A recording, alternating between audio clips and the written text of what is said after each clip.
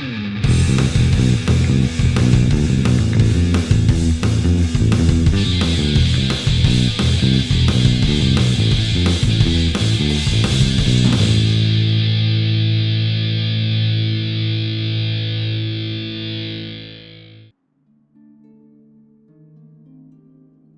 and welcome to another edition of our weekly unboxing. Let's get logged in and check it out. Today's a big day. Today is filled with anticipation, possible elation, most likely disappointment.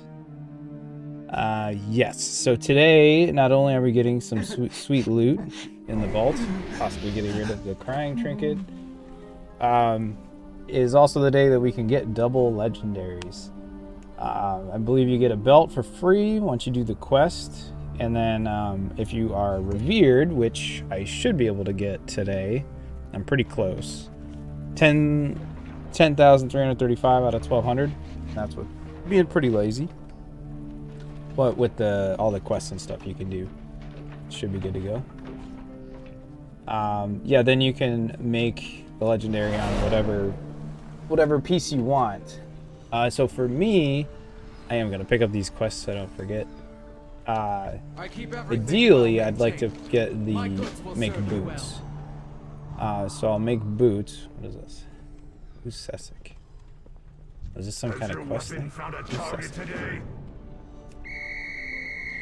Ideally, I'd like to make boots because that'll work for both of my specs. It must be flocked. He's got some character named Fezziwig. No, Sessic. Sent me some drums. Thanks, Flock. Anyway. Yes, so boots, yes, which means that I'm almost guaranteed to have 6 pairs of boots in my vault, which will be not fun. But yes, if I make boots, then I will have 291 legendaries, which would be excellent. And then hopefully my brand new shiny weapon I'm going to get from my vault. And other than that, I guess looking for tier. I'm in a weird spot right now because I'm at, a 2 set. So I'm not really in a big push to get tier. Obviously you want to get 4 set and eventually you have to get 3. But the biggest upgrade today would be a weapon. Far and away a weapon. Yeah, so looking at the list, a weapon is number 1. So right now I have a 255. And actually, the Sims say this rune blade, the Rhinebinder's rune blade from Necrotic Wake is the best weapon, which I don't know about that exactly due to stats, but any weapon is going to be the biggest upgrade, followed by a better inscrutable quantum device. So those 2 things are really the things that we want. Things that we don't want. We don't really want bracers. I've already got bracers. We don't really want boots. Definitely don't want boots. Pants. I've already got 272 tier pants. So getting higher tier pants, it's not a big enough upgrade. Same with gloves. I already have tier gloves. Just gonna hope for weapons. Hope for the best. Kind of see how it goes. But we did manage to do. I did a 16, which we did time. We did 3 15s, which we timed 1 of those. And then I did 4 14s. So I should have 2 278 options, 1 275 option. Plus we cleared through Anduin in the raid. So I should have 3 raid options as well. But to be honest, the only upgrade that I can get from the raid is going to be the Death Knight ring from Anduin. That's about it. I mean, I guess I could get the shoulder tier, but I don't really want normal shoulder tier. I don't know. Double check our loot spec here. But yeah, so big day. It's going to be an expensive day too. But let's just see what we get. Give me that one. We can do it. And I see no weapon. Bummer. Okay, Earthbreaker's Impact, a trinket. Cause the ground to quake beneath your feet, dealing damage. While quaking, you can sense nearby rectonic weak points. Moving over a weak point will deal an additional damage. No thank you. Pointless chest piece. Pointless bracers. A necklace, which is an upgrade. Good stats on it. Technically, I think they want me to have this ornately engraved amplifier with crit haste, but I do have a sweet ring. The decanter. Now, the decanter's interesting because it's just an equip trinket, and it would be pretty good for like keys and stuff. The melee attacks have a chance to deal arcane damage split between enemies. It's not really a trinket that I want, though. I want to say it did sim pretty well. What a terrible, terrible vault. Pretty awful. And then these gloves. Which the gloves are nice, but I have tier glove, so can't really take those. I'm thinking I gotta take the neck piece, which I hate to do because it's not a very meaningful upgrade. So, yeah, so ring-wise, Silas was nice enough to pass me this ring here. I got this 262 crit haste ring with a socket. So that'll give me, good haste.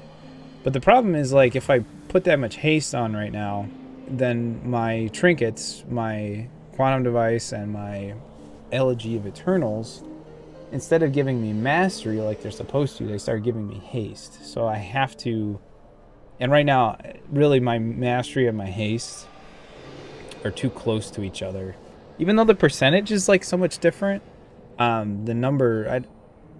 something about that... I gotta take this call. Yeah, so I don't even remember what I was saying, but I got this sweet ring from Silas. Silas whispers, haste mastery. Having some mastery would be good, I think, because then my mastery will kind of be back to where it needs to be. 'Cause I never had, actually, this... Let's see, let's look at it. Critical strike and mastery. Last season I used a 246 all season, but it had a socket in it. So, do I take the decanter? Let me just look at the list real quick. I'm pretty sure that I still want the file of putrefaction.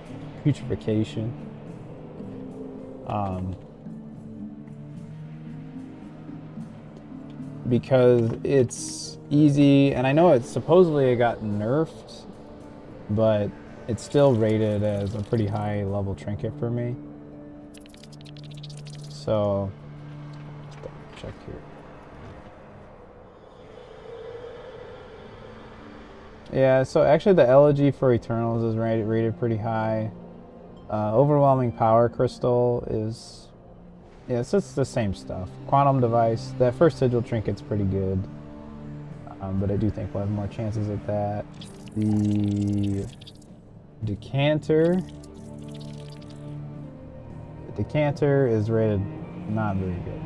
It's fine, but I don't think it's actually worse than the Elegy of Eternals that I have that gives me the mastery, so I don't think I'm going to pass on the decanter.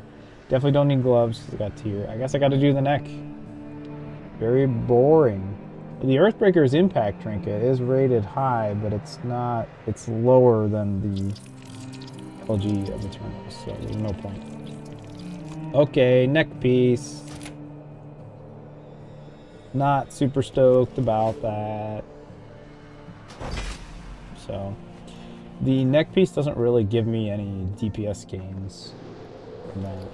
So, but I'll have to do some reconfiguring with my gear. Anyway, the key. Oh, because we timed a 16, I got a 16. So I got a 16 Halls of Atonement. Fortified, Inspiring, Grievous, and Encrypted. Fortified, Inspiring, and Grievous. Okay. Halls shouldn't be too bad for that. There are some... There's not that many, like, caster... I guess the caster groups are, like...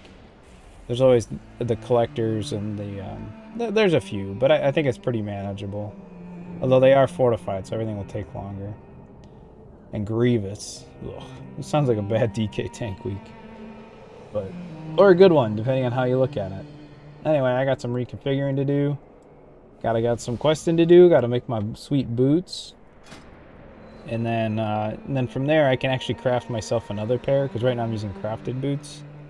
So I could craft myself maybe a belt. My belt does have a socket, but I think just the strength gain. So right now it's at 78 strength.